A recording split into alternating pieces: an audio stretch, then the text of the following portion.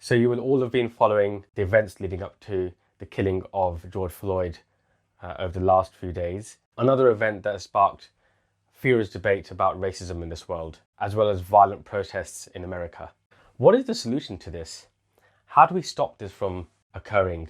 It strikes me that whilst the media and the leaders are so focused on dealing with the killing itself and the riots which have resulted, that nobody is really talking about how to solve the issue. And as we've been saying in our videos, the Qur'an contains guidance and instructions to deal with all of our day-to-day affairs and problems that we experience. And this is one of those issues. So we have to turn to the Qur'an and see what the Qur'an says about resolving this. More on that in a minute. But first, let's just be clear. George Floyd's killing and the riots which have resulted are the outcomes of a deeper lying issue. Any racist incident is an outcome. And yes, we can deal with that outcome. We can enforce against the individuals who perpetrated the crime, but it's not going to stop it from happening again.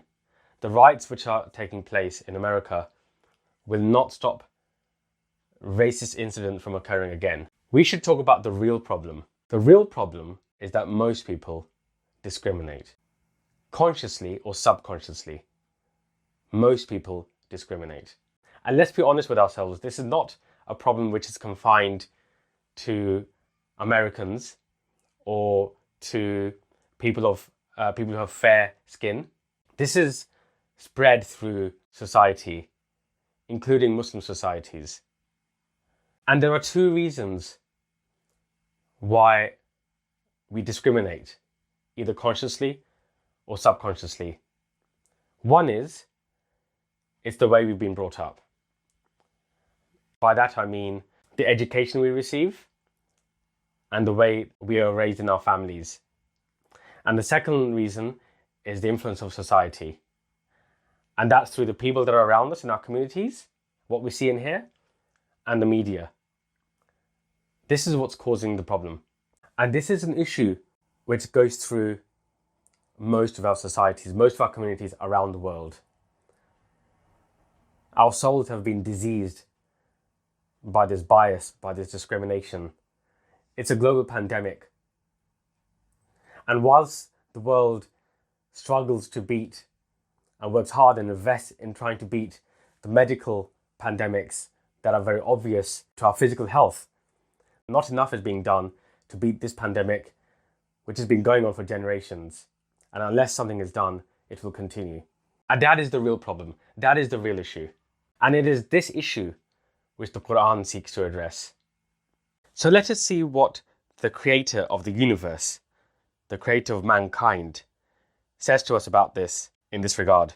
Let's look at what Allah says to us in the Qur'an. Let me tell you about some of the principles which the Qur'an instructs us to know about in order to address this issue. The first principle is that the diversity that we see in this world amongst mankind, whether it be colour, creed, faith, language, is by design. In chapter 30, verse 22, Allah says, "And of His signs are the creation of the heavens and the earth, and the diversity of your tongues and colours." By tongues, Allah means languages. The diversity of your tongues and colours. Verily therein are signs for the knowledgeable. So Allah is telling us that this is Allah's design. Diversity is Allah's design. Just think about how, when it comes to creations not related to mankind, how we admire diversity that Allah has created. When we think about different types of fish in the sea, we go to the aquariums and we marvel at the creation of Allah. We say, Alhamdulillah. When we look at the diversity, wildlife, the different types of creatures and animals, the beautiful different types of birds that Allah has created. We marvel at the lakes that Allah has created. We travel to different parts of the world to see these lakes, the mountains, the beauty of different rainforests, deserts. We admire these creations of Allah. Allah is telling us that we should admire the diversity in the creation of mankind too, whether it's colour or whether it's language. The second principle is that we should embrace this diversity. We should embrace the cultural differences. Allah says in chapter 49, verse 13, O mankind, indeed we have created you for a male and a female, and have made you peoples and tribes, that you may know one another. Allah is telling us to become familiar with people of different kinds, to mingle with them, to embrace them, embrace the cultural differences, and learn from them. The third principle is that we should not mock people of different kinds, as they may be better than us. In chapter 49, verse 11, Allah says, O you who believe, they must not mock one people at another. Maybe they are better than those. Nor must any women at other women. Maybe that they are better than those. And defame not one another, nor insult by nicknames. Let's be honest, a lot of people use nicknames, racist names, to describe people of different kinds. Allah is telling us that they may be better than you. This is a core principle of character which Allah is telling us to create within ourselves and our societies. And one more principle I will refer to from the Qur'an is that all life, all mankind has dignity and respect. Allah says in chapter 17, verse 70, and we have honoured the children of Adam, referring to mankind. Think about this. Allah is saying that every single person, all mankind, has been created with dignity and honour. Who are we to treat people with disrespect? Every person, regardless of what language they speak, what colour their skin is, whether they're male or female, whether they're young or old, people of different faiths, who are we to discriminate? If Allah is saying that Allah has created everyone with respect and dignity. So now you might say, well, if this is a problem with society, what can I do about it? You know, there's not much I can do. I've already been brought up now. This is me. What can I do? Well, you can do a lot. The first is we can correct ourselves. If we are now familiar and we understand the principles that Allah has told us about in the Qur'an, and we are serious about following the commandments of Allah, we will correct ourselves. We will change our thinking and our behaviours. We will try and lead by example. The second thing is we can influence others. You'll be interacting with people every day.